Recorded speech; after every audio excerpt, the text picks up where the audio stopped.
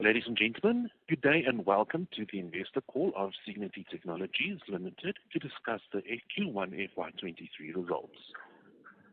Today we have with us from management Mr. Srikanth Chakalam, Chief Executive Officer and Non-Executive Director, Mr. Krishnan Venkatachari, Chief Financial Officer, Mr. Vinay Rawat, Chief Revenue Officer, Mr. Saram Vedam, Chief Marketing Officer, and Mr. Raghu Kovidi, President and Global Delivery Head.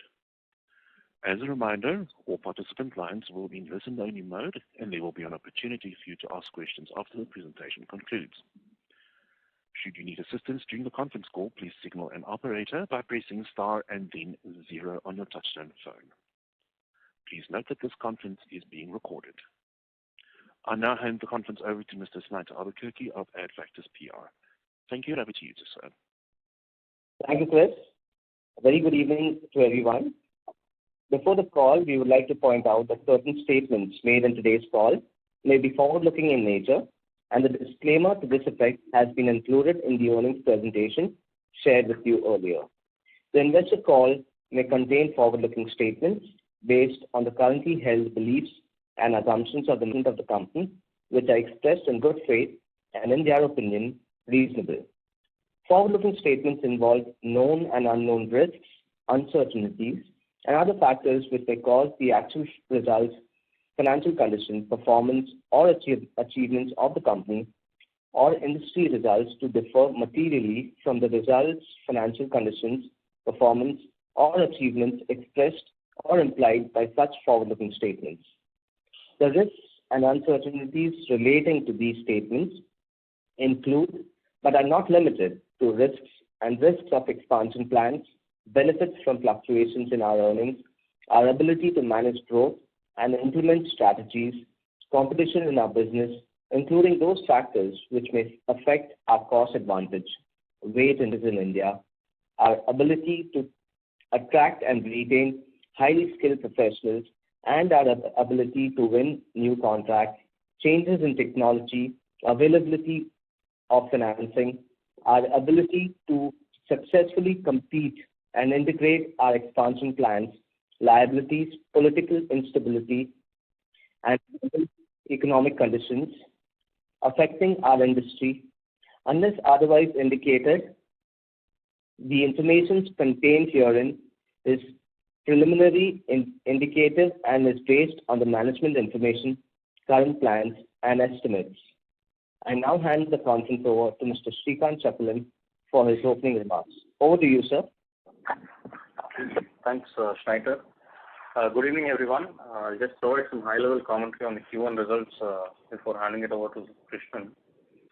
So the company has accelerated its revenue in the current quarter by 9.8% to 377.97 crores in comparison to the previous quarter. And in dollar terms, the growth is about 6.2%. The company during the quarter has won about 13 new clients, and those clients include several new verticals. And like I mentioned in the previous quarters, we continue our enhanced focus on offering digital transformation services. And we are seeing some offshoots of our efforts from the efforts that we have put in the previous quarters. We've been able to take the offerings around data analytics, data quality, app dev, etc., to several of our existing clients, and we've had encouraging movement towards our overall vision. The company's investments in sales and development has also helped lay a foundation for growth, and we are positive about the continued momentum. In line with our strategy to go beyond digital assurance services, our board has also approved the acquisition of Apara Digital, which I've updated in the previous call as well. It's a specialist AI, ML, data, and blockchain engineering service company that operates under the brand name RoundSquare for an all-cash deal of $4.8 million. The acquisition is a step towards bolstering Cigniti's strategic pursuit of becoming a specialized digital engineering and assurance service provider. So the EBITDA for the quarter stood at 44.5 crores and has increased by about 36.6% compared to the previous quarter. The company is optimistic that it shall be able to, conduct several optimization measures which it has already initiated, and coupled with growth in the existing accounts and beyond. So from a client perspective, we're also seeing that especially banks, companies, especially in banks and financial institutes, are sort of slightly becoming conservative on spend in line with the macro sentiment, although the demand for their IT initiatives has not necessarily slowed down significantly. We continue to keep a watch on these trends and we are cautious on our spend as well. Overall, the year has started with increased revenue and improved margins as compared to previous quarter. At this point, I will have Krishnan, give highlights about some of the financial aspects, and over to you, Krishnan. Yeah, thank you, Srikanth, and good evening to everyone, and thanks for joining the call. I think by far this quarter is a very good quarter, and we have reversed the industry's trend in terms of trying to give a positive growth, and also the outlook remains positive from our side. While the global recession, which people are talking about, has set in or setting in whatever it has been, but we have factored in various factors into it, and which my other team members will be covering up. But I think we have moved up the value chain very clearly, because over the last 6 quarters, the kind of investments what we have made have started yielding results, be it in terms of people, be it in terms of technology, be it in terms of the management time to focus on the strategy with respect to the building accounts. While the growth has been on a quarter-to-quarter basis, we have moved on a dollar term from 46.6 million to 49.17 million, which is roughly about 34 crores, which is 9.8% in rupee term, and about 6.5% in terms of the dollar term. The outlook remains very bright in terms of based on the current order book position, which we are a close one to be executed during the current year for the balance of the year between July and March remains very healthy, and giving us the confidence that the outlook remains positive and stable. While the top 20 accounts have contributed about close to 46% of the revenue, the rest of the accounts have contributed to about 54%, but I think we have focused on the top 70 accounts, which is contributing about close to 67% of the revenue. The dollar rate on the offshore and on-site have moved up by about half a dollar each. And while it is so, I think the variations in terms of the dollar rupee variation will start it will give an effect to the same in the books in the current year in a current quarter in a fully blown way, which we expect that to happen. Our utilization has remained healthy. We have moved up the notch in terms of utilization from 74 to 77 in the offshore, and my on-site remains constant at about 96%. The total serviceable clients during the quarter has been 235. We have won about 13 clients during the quarter with an order value totaling signed at about 65 million during the quarter. The receivable days has shown a remarkable improvement, and we are there at about LD 56 days in terms of DSO on the enhanced revenues, and we continue to remain buoyant. While the geographical sectors, as I have predicted out, I think BFSI tops at about 21%, and then followed by travel and e-commerce at about 17 and 13%. The efforts have all been made basically to really remix on the pyramid, and to make continuous efforts to see that the bottom line as well grow in tandem with the top line to a reasonable extent. We have generated a positive cash flow about close to 30 to 33 crores applying for taxation probably. We are in at about close to a net surplus of 15 crores. The current year we have seen a couple of milestones based on the approval from the board and relevant shareholders approval wherever required. A second year consecutive dividend has been applied, and this was in July. We have done a buyback of shares worth about 47 crores including taxation during the month of June. We have also, the notable thing being is that an all-cash acquisition which has been done, payout has been done out in July. With all this, the cash position looks very healthy, and we are confident of marching ahead. And now, with these few words very clearly, I invite my Chief Revenue Officer, Vinay Rawat, to talk about the sales and marketing efforts clearly. Yeah, over to you, Vinay. Thanks, Krishnan. Good afternoon to everyone.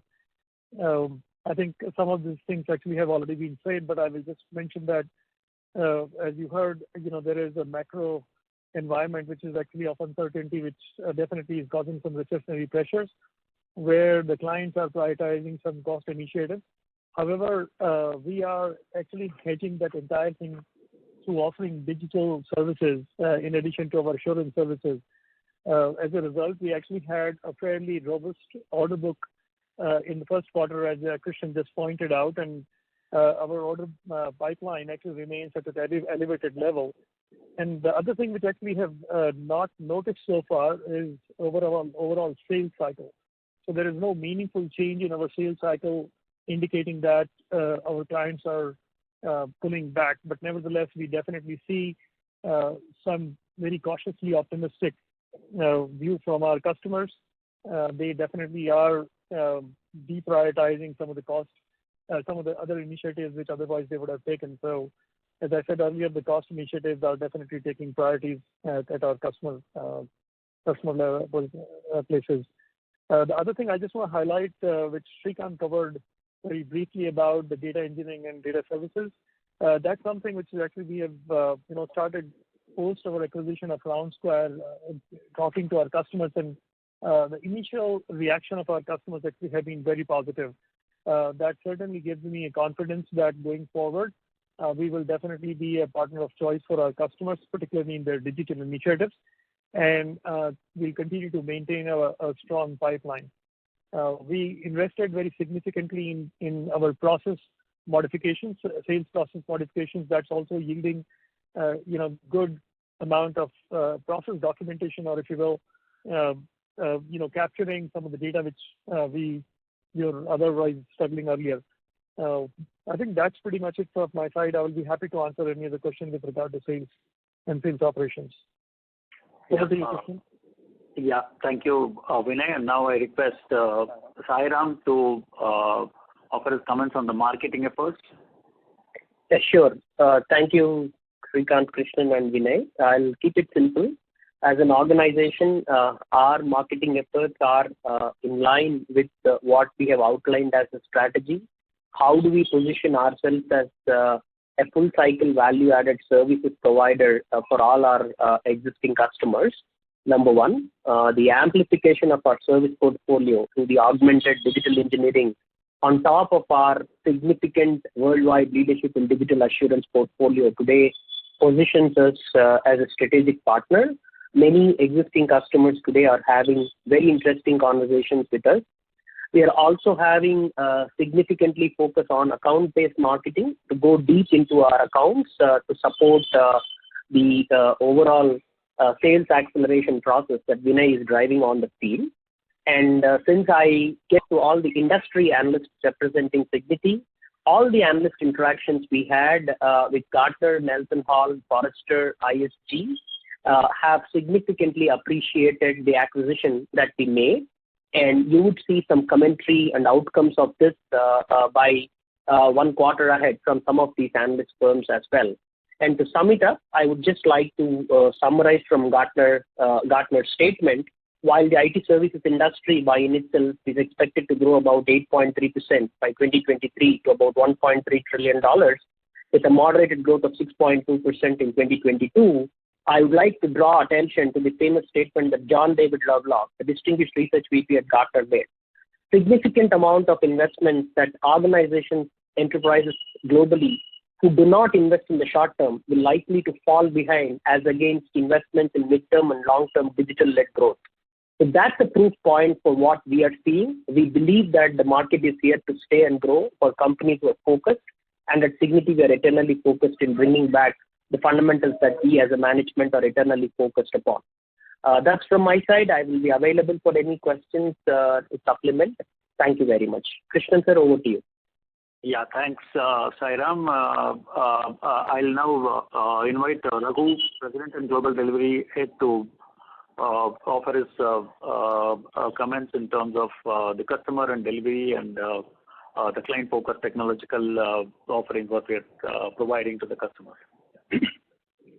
Thank you, Krishnan. I think as the opening remarks of the call stated, we had a fantastic quarter in terms of accelerated revenue growth. Our broadened services have started resonating with the clients. We have had a lot of discussions with our clients with respect to our additional digital services that we were bringing to the portfolio, and we received a very good response. And as part of that, as all of you would know, it's also important for us to gear up on establishing that capability and scaling that capability within the organization. We have taken steps in that direction, and as the year progresses, we will be able to mature those practices as well. On the customer satisfaction front, our recently concluded survey gave us a customer satisfaction of 3.8 out of 4 across 75% of our clients in terms of response. So not only our existing digital assurance services that we provide, but the newer services in the digital engineering space that we are going after have been resonating well with the clients. We are continuing to invest in key IT components that will help us deliver value to our clients, both in terms of reducing our cost to serve and also deliver value, especially in the data and analytics space, in the low-code, no-code platforms, and also AI/ML incorporation into a lot of automated tools. So we are seeing a significant uptick in terms of acceptance and resonance there, and we are very confident that we will be able to add more value to our clients in the upcoming quarters. Lastly, from a margin standpoint, also as Krishnan said, and also Srikanth alluded to in the opening remarks, we have had a better quarter in terms of our margins vis-a-vis previous quarter, irrespective of the fact that we took a hit on the wage revision that happened in the previous quarter. So that's the broad outlook from a delivery standpoint. Krishnan, thanks. Over to you. Yeah, thank you, Raghu. Gentlemen, now we can open the forum for question and answers. Thank you, sir. Ladies and gentlemen, if you do wish to ask a question, please press star and then 1 on your touch-tone phone. You will hear a confirmation tone that you have joined the queue. If you wish to withdraw your question, please press star and then 2 to remove yourself from the queue. Again, if you wish to ask a question, please press star and then 1. Our first question is from Ruchik Patil of Chris Investment. Please go ahead. First of all, very good numbers. A couple of questions. So does the management see any improvement in the margin moving forward? And what's the strategy coming in the next coming quarters for the same? Okay. Gentlemen, can I repeat your name? Can you repeat your name? Yes, Ruchik from Chris Investment. Okay. To answer what I understand from your question very clearly, you're talking about the margin moving forward, and also the coming quarters in terms of how the outlook looks. Okay, we are not currently, definitely as we have been stating very clearly, we are not in the process of giving any guidance clearly. But however, if you look at it, I think as we stated earlier is that we did take a genuine hit in our margins in terms of the investments which are necessitated for the business transformation because we do not carry that expenses into the balance sheet, and we absorb that in the quarter in which it is being spent. The second portion is that it was necessitated also by the environment in terms of the high labor attrition which we had to spend out in revision in November and revision again, which is annual cycle in April, which was necessitated. So keeping all that and a one-time cost, all that which is not getting repeated out or cleared, we are optimistic cautiously that these margins will come back to the previous levels where we have been very clearly, and the outlook will remain positive. In terms of the business, as when I did comment in terms of how we have penetrated into the accounts and how Raghu has said that we have moved ahead in terms of offering a value-added services. With these combinations currently, with the current set of order book and also the kind of order wins what we are making, basically, I think the outlook remains absolutely positive. Okay. That's very reassuring. So also, so what is the current on-site and offshore mix for the quarter, and is there any changes that you will see for this mix going ahead? I would put it this way very clearly is that we have optimized to a greater extent on the pyramid with respect to the on-site and offshore with respect to the resource mix. If you look at the resource mix, clearly we are there at about close to 23% to 77%. if you look at it on the revenue front, marginal points in terms can come through with respect to offshore, but I think it will remain more or less at this point. We are trying to look at it because my offshore is more and more margin oriented. So I may have some amount. With the newer technologies coming through very clearly, I think it's essential to be near to the client, which is very important. So invariably, I think I would definitely not count on this lever invariably. Rather, I'll count on the lever in terms of the business transformation initiatives which I am taking with respect to the newer offerings and pyramid mix with respect to the newer set of people coming in. So invariably, to answer your question, my mix more or less seems optimized barring for 1% tilt here and there. Yeah. Okay. All right. I hear you. So also after the recent buyback of shares by the management, in this year in the FY23, are we going to see or witness any such kind of corporate actions like that? Oh yeah, see, it is for the board to decide from time to time in terms of these kind of proposals to run through. What we have done now, the law stipulates us to wait for another 12 months to do that invariably. So what we have done is basically while there has been amount of cash, what best can be done is to give a reward to the investors in terms of trying to be it dividend distribution, be it buyback, is various ideas which we have tried. Now I think we also have various measures coming up with respect to all possible ideas will be toyed up and reviewed by the board. So invariably what is permissible within the law and what is permissible within the company, considering the growth and considering the aggressive growth plans what we have over the next 5 years, I think an appropriate action will be taken. Okay. Thank you so much, sir. Thank you so much. I'll get back in the queue. Thank you. Yeah. Thank you very much. Ladies and gentlemen, again, if you wish to ask a question, please press star and then 1 to join the queue, or star and 2 to remove yourself from the queue if your question has been answered. Our next question is from Deepak Podar of Sapphire Capital. Please go ahead. Yeah, thank you very much, sir, for the opportunity. So I wanted to understand now we have been... Yeah, gentlemen. Hello? Deepak, your line is open. Would you like to ask your question? Yeah, am I audible?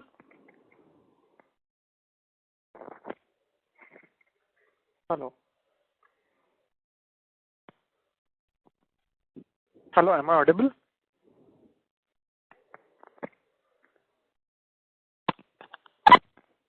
Hello?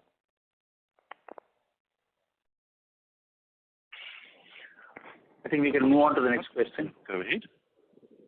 Hello, am I audible? You can go ahead. Am I audible? Yes, yeah, go ahead. Yeah. Okay, that's great.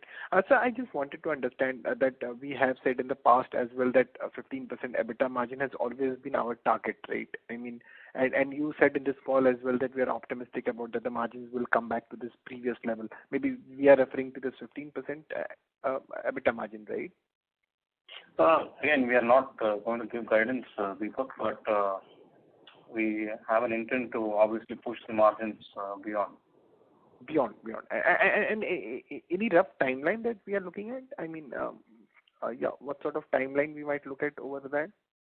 So basically, all these questions are alluding to guidance only, Deepak. So the efforts are in line to, improve Q on Q. Let me put it this way, Deepak, probably. We are doing the right things now. It's not that we have not done the right things. We have transformed the business in doing the right things over the last 2 years, keeping the COVID in mind. So which means that there is a technology push, there is a transformation push with respect to the people and the way we approach at what level and where we are creating the stickiness. So when we have done all this, where is the question that the margins cannot accrue? As we have seen in this quarter, it will accrue definitely because the kind of businesses. But I think any business has its maturity curve as it starts when we have implemented all this. What we have invested over the last 6 quarters have seen the results in a quarter, but I think it will see an upward trend moving up. So probably we'll have to wait for a couple of quarters when we see a trend line where it is going. You can't fix a definitive deadline to say that, okay, in the next 4 quarters, I'm going to be at 18%, 16%, 14%, because this is business and where we are trying to apply, and these levers are working, and we will continue the trend line in such a way that we try to accelerate it as much as possible. As a company, we'll be more focused in terms of giving the return to the investors, and we'll be more keen to have it at the earliest, but I don't think we can tag a timeline to it. I'm sure you'll agree to this. No, fair enough. I understand. And my final query is, I think on little on the longer term, I think we have stated earlier as well our $500 million growth journey in 5 years, right? So that's the vision we have. I mean, in terms of the things that we are doing. Yeah, again, Deepak, we are on track. So there's a internal vision mission statement guidance reference book that we have, and we are on track to achieve those milestones. Okay. Yeah, that's it from my side. All the very best, sir. Thank you. Thank you. Thank you very much. Ladies and gentlemen, again, if you wish to ask a question, please press star and then 1. The next question is from Deepan Sheth of Buoyant Capital. Please go ahead. Hi, and thanks for the opportunity. I hope I'm audible. Very much audible, Deepan. Yeah. Hi, good to speak with you guys again. So the question I have is actually on the delivered margins this quarter. And while we are all focusing and talking about the EBITDA margin, I think the basic, unit economics of the business and indeed the attractiveness of this kind of business comes from the gross margins that we can deliver. And frankly, this quarter has probably seen the worst gross margins that I've seen in recent times. We are now under 20%, or am I getting something wrong here? No, Deepan, actually I can, if your question is done, probably then I can give the statistics is that our gross margin, if we have to account it in two forms in terms of one is an account margin and second thing is that giving all the provisioning for the buffer and various other things put together is that my gross margin stands at about 32.3%, while my account margin has stands at about 37%. While 32.3, definitely considering salary revisions across the board, and last quarter has been the probably the worst hit where we have done a gross margin at about 30% or so. So we have increased about 200 basis points from that. However, on a standalone basis, on a month-on-month basis, if you look at it on the month of June, we have already touched the magical numbers, edging close to 35, which is precisely at about 34.85% in terms of gross margin.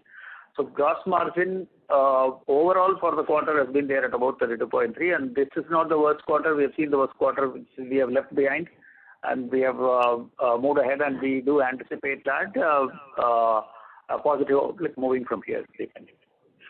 So I really don't know how you compute this margin number, because all I have in your stated financials is that I'll tell you how I do this. Okay, I just add up your employee benefits expense and the contracting costs, and then I subtract them from the delivered revenues.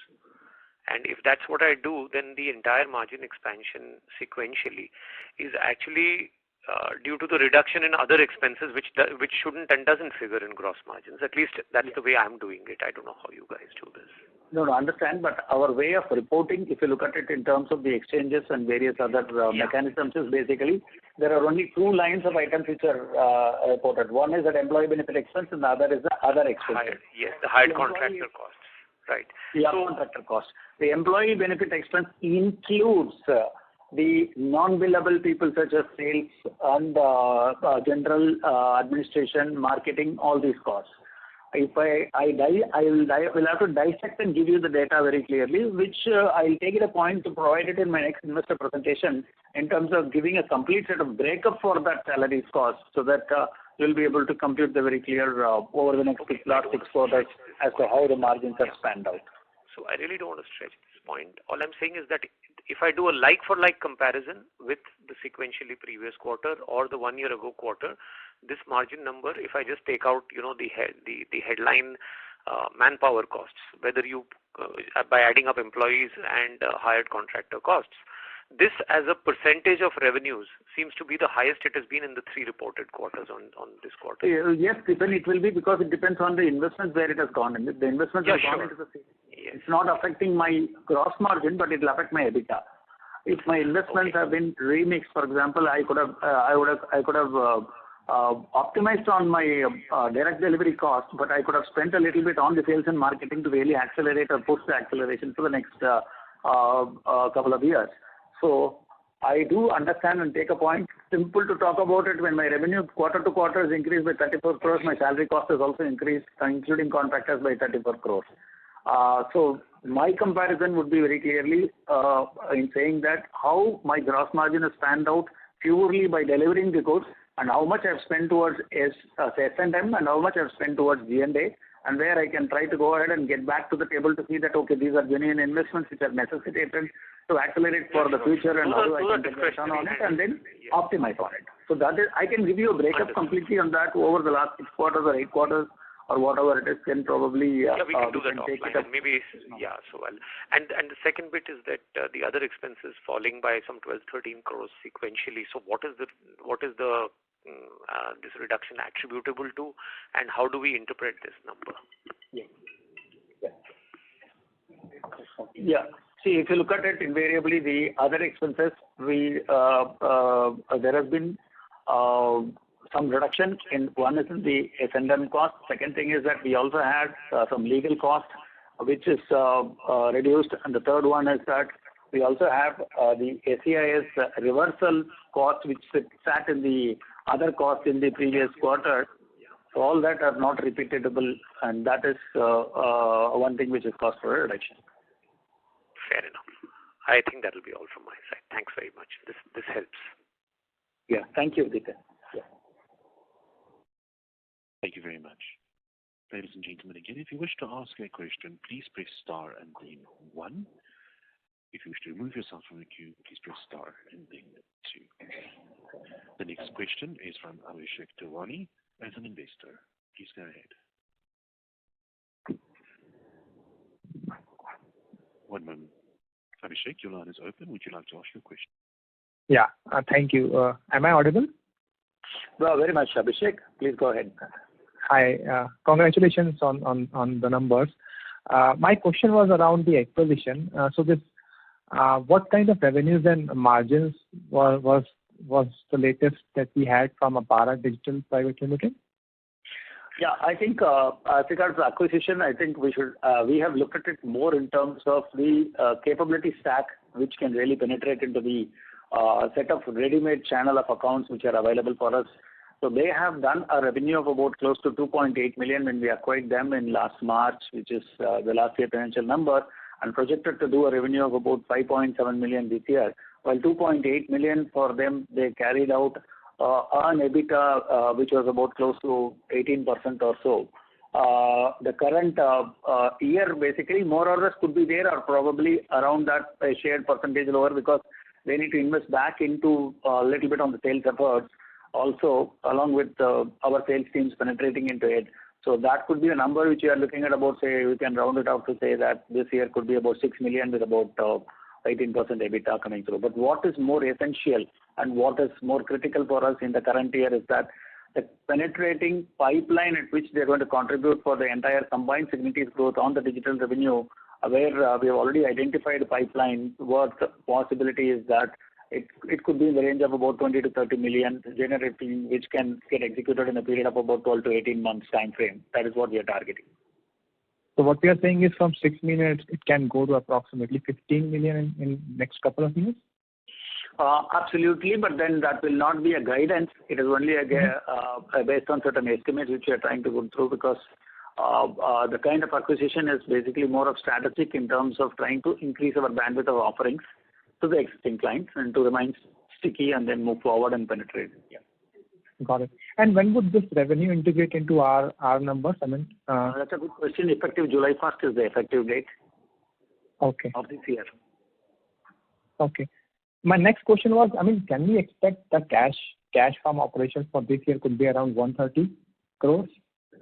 If we go by the numbers, what it stands out today basically from Q1, I expect this to be in the range of about 90 to 100 crores. Okay. Thank you. And this is after adjusting all the working capital, right? Absolutely. Okay. Thanks. Thank you very much. Ladies and gentlemen, again, if you wish to ask a question, please press star and then 1 on your touchtone phone. The next question is from Ritwik Patel of Chris Investment. Please go ahead. Hello, am I audible? Yeah, very much, sir. Okay. So a couple of questions, sir. One is on the human capital side. So the IT industry is facing a couple of attrition, the industry overall. So how has overall the company geared to tackle this kind of a problem? Well, so the attrition, the trend seems to be sort of encouraging in terms of lower attrition. But having said that, it's fully not stabilized yet. We are doing the usual things to control attrition, but apart from that, we're also exploring innovative models of attracting people on maybe part-time basis or so. So exploring, we are still, like I mentioned in the earlier calls, reattracting the talent back, improving the employee engagement, talking about things like IP and all of those things to generate excitement. That is one aspect. The other aspect is trying to see if we can look at innovative models of hiring, and also of course investing into L&D. So also, I believe that the management decided a form of ESOP trust or secondary acquisition of shares. So how is this going to be structured, or is this a way to retain top talent of the company? Yeah, so this is still in the formative stages. We intend to create a structure and take it to the board, and of course look at it as a form of engaging people for long-term, the valuable contributors. Okay. So also, could you help us elaborate on the Cigniti's 5G assurance services and the digital model that's followed with the telcos? Sorry, Cigniti. 5G assurance services, sir. Okay, no problem. Raghu, can you take up this question? It is something relating to 5G assurance and digital assurance. And the business model with the telcos as well. Hello. Okay, so yes, Krishnan, I think from a 5G assurance standpoint, we had created our own IP, which is called Insight, and the goal was to drive a lot of experience assurance, especially in the 5G world, given the drop in latency and increase in bandwidth and stuff like that. So as part of that, last year we sort of put together a platform. We also tied up with a couple of companies in the Dallas region to be able to see whether we can set up something as a joint offering. And that discussions have gone to a certain level, but we need to mature them further. And therefore, the whole context of 5G and digital assurance related to that today, we are focusing on the experience assurance part of it. That's the offering that is at play right now. Okay. So just on a follow up, I believe the company has also made a couple of investments in NCDs and bonds, to a tune of about 1,200 million, I believe. So what's the strategy on this front? Treasury investments are being regularly monitored wherever the investments are yielding with less risk in terms of an average returns which are pretty decent, somewhere around good above industry's average. I think we are trying to take up AAA rated papers as well. And we are constantly monitoring, and we have also during the quarter, if you look through, basically we have also matured few of the bonds out. And I think there is a tight leash is kept in terms of monitoring that. Okay. Thank you, sir. Thank you so much. Yeah. Thank you very much. Ladies and gentlemen, again, if you wish to ask a question, please press star and then 1. We will pause a moment to see if we have any further questions.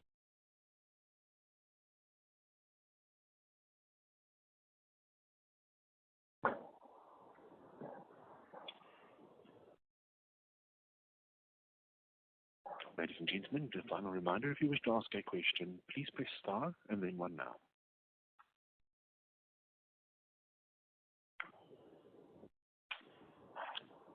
Thank you. Ladies, there are no further questions on today's conference. I now hand the conference back to Mr. Chakilan for closing comments. Please go ahead, sir. Well, thank you everyone for your participation in the call. I look forward to the next quarter results. Thank you. Thank you. Thank you very much, sir. Ladies and gentlemen, that then concludes today's conference call, and you may disconnect.